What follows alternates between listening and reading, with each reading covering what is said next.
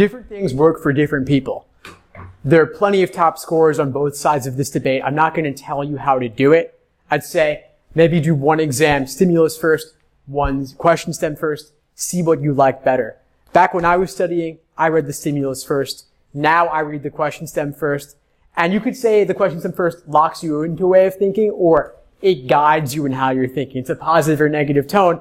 Either way, I think it does frame it differently a little bit. That could be a good thing or a bad thing. Like I was saying, for questions that ask you to identify something, like must be true or necessary assumption or flaw questions, you're not looking to poke holes in the argument or expose gaps in the argument. You're just asking yourself, what is going on here?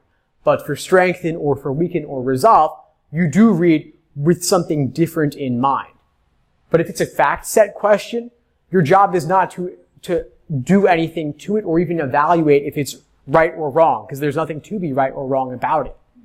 So you might find it helps a little bit, might save you some time. Just see how it works for you ultimately.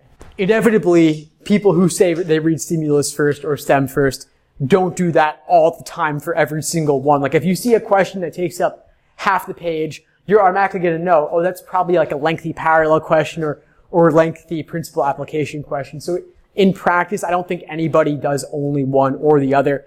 And you could easily see if it's a dialogue, like a point at issue, agreement, disagreement, you're going to see off the bat and be influenced by that. So I think integrated approach is fine. Flexibility is a good thing. So I think there's nothing wrong with that.